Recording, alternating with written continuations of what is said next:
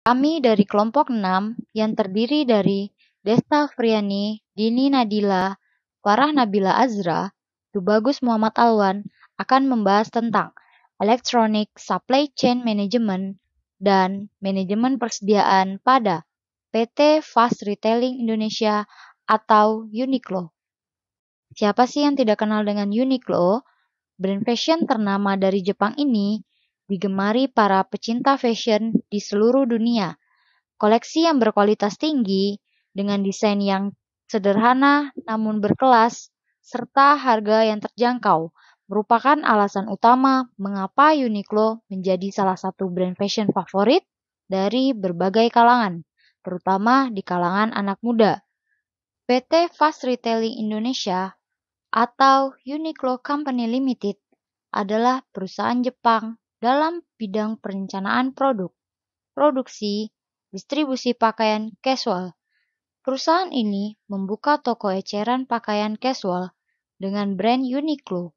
Sejarah awal yaitu pada Maret 1949, Hitoshi Yanai, ayah dari Direktur Utama Fast Retailing Tadashi Yanai, membuka toko pakaian pria Ogori Shoji di kota Ube, Prefektur Yamaguchi.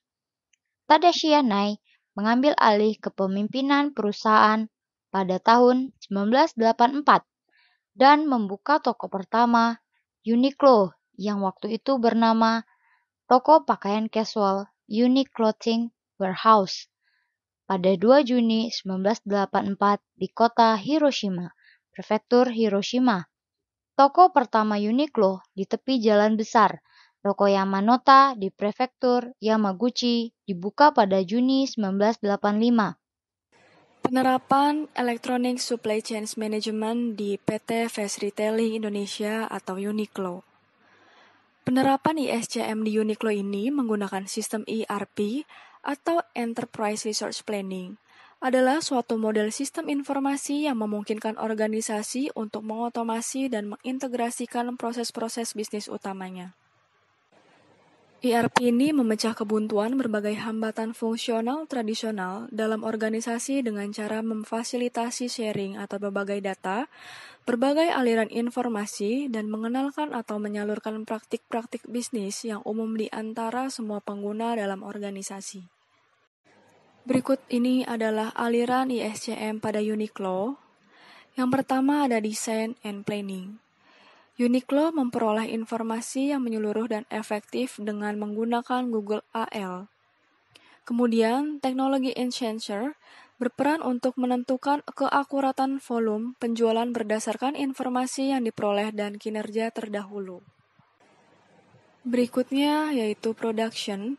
Uniqlo bekerja sama dengan Toray, sebuah perusahaan manufaktur tekstil sintesis, dan melakukan outsourcing ke berbagai pabrik produksi, sehingga proses produksi menjadi lebih singkat. Uniqlo juga bekerja sama dengan Seiki, sebuah perusahaan manufaktur mesin rajutan untuk mengurangi waktu produksi. Setelah itu ya distribution. Uniqlo membangun gudang di berbagai negara, biaya produksi rendah dan hanya menyimpan persediaan yang dibutuhkan. Selain dari itu, Uniqlo bekerja sama dengan Daifuku untuk mengelola persediaan gudang di seluruh dunia. Tahapan terakhir yaitu retail. Informasi yang lengkap disertai dengan produksi yang cepat menyebabkan kurangnya persediaan yang berlebihan atau sebaliknya. Hal ini dikarenakan produksi sesuai dengan minat pasar dan dapat mengejar tren. Profit yang diperoleh juga lebih besar karena tidak terdapat kelebihan persediaan yang perlu diskon. Sistem ERP yang digunakan Uniqlo berupa Software as a Service atau SaaS, ERP yang bernama Google G Suite. Penggunaan ERP dapat memudahkan komunikasi antara karyawan dan manajemen di seluruh bagai rantai pasok, terutama menjadi media integrasi untuk rantai pasok global seperti Uniqlo. Selanjutnya ada biaya persediaan PT Fast Retailing Indonesia atau Uniqlo. Biaya persediaan merupakan total dari semua biaya yang berhubungan dengan persediaan, di mana struktur biaya dari biaya persediaan ini pada umumnya adalah biaya penyimpanan, biaya penempatan pesanan, biaya menyiapkan mesin untuk mesin persediaan, dan biaya akibat kekurangan persediaan. Setiap perusahaan tentu memiliki biaya persediaan dalam operasionalnya, termasuk pada Uniqlo. Berikut yang merupakan biaya persediaan yang ada di Uniqlo. Yang pertama, ada biaya fasilitas penyimpanan gudang. Biaya ini digunakan untuk fasilitas gudang penyimpanan produk persediaan Uniqlo, seperti kaos, sweater, dan jaket. Yang kedua, biaya pemeliharaan barang di gudang. Barang yang ada di gudang akan dilakukan quality control dengan tujuan untuk mengurangi produk yang cacat agar stok persediaan dapat berkurang.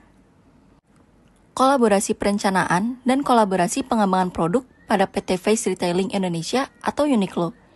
Kolaborasi menjadi cara yang paling tepat untuk mengembangkan bisnis. Sekarang ini, bukan zamannya lagi bermain sendirian.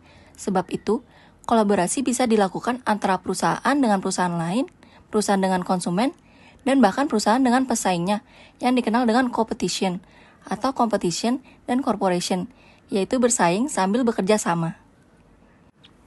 Dimulai dari kolaborasi perencanaan yang diterapkan oleh Uniqlo. Yang pertama yaitu melakukan penelitian dan pengembangan. Pusat Litbang Uniqlo sendiri terus-menerus meneliti bahan terbaru dan moda global selain mengembangkan produk untuk memenuhi kebutuhan pelanggan di masa depan. Selain itu, mengidentifikasi kebutuhan-kebutuhan itu adalah bagian penting dari pekerjaan research and development. Yang kedua yaitu merchandising. Merchandiser memainkan peran penting dalam proses pembuatan produk, mulai dari desain hingga produksi. Merchandiser berkomunikasi erat dengan semua departemen sebelum menentukan desain dan bahan yang diperlukan untuk produk setiap musimnya. Merchandiser juga memutuskan bagaimana memasarkan peluncuran produk strategis Uniqlo dalam kerjasama yang erat dengan departemen yang sesuai.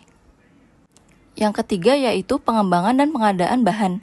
Uniqlo sendiri dapat mengamankan pasokan bahan berkualitas tinggi yang stabil dengan volume tinggi, dengan biaya rendah, dengan melakukan negosiasi langsung dengan produsen bahan di seluruh dunia, dan menempatkan pesanan dalam volume besar untuk mencapai persyaratan yang paling menguntungkan.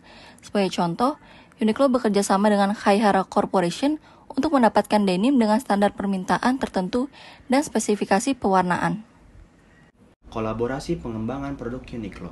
Uniqlo tidak memiliki pabrik. Uniqlo mengalihkan semua produksi ke pabrik mitra, banyak diantaranya berada di Cina. Uniqlo telah membangun hubungan kepercayaan yang kuat dengan pabrik mitra selama bertahun-tahun dan mengadakan konvensi tahunan untuk mempromosikan dialog dengan manajer pabrik. Uniqlo memantau kondisi kerja dan lingkungan di pabrik tekstil dan pemasok kain utama, serta membantu pabrik menerapkan peningkatan sesuai kebutuhan. Kesimpulannya yaitu, penerapan ISCM dengan menggunakan sistem ERP pada PT Face Retailing Indonesia atau Uniqlo sudah sangat baik. Selain bertujuan untuk memecah kebuntuan berbagai hambatan fungsional tradisional dalam organisasi, dengan cara memfasilitasi sharing atau berbagai data, berbagai aliran informasi, dan mengenal atau menyalurkan praktik-praktik bisnis yang umum di antara semua pengguna dalam organisasi. Uniqlo juga menggunakan sistem online shopping dengan tujuan agar konsumen dapat memperoleh atau belanja melalui web atau e-commerce dan barang dapat dengan mudah sampai ke konsumen dengan memanfaatkan teknologi tersebut. Sekian dari kelompok kami, kurang lebihnya mohon maaf. Wassalamualaikum warahmatullahi wabarakatuh.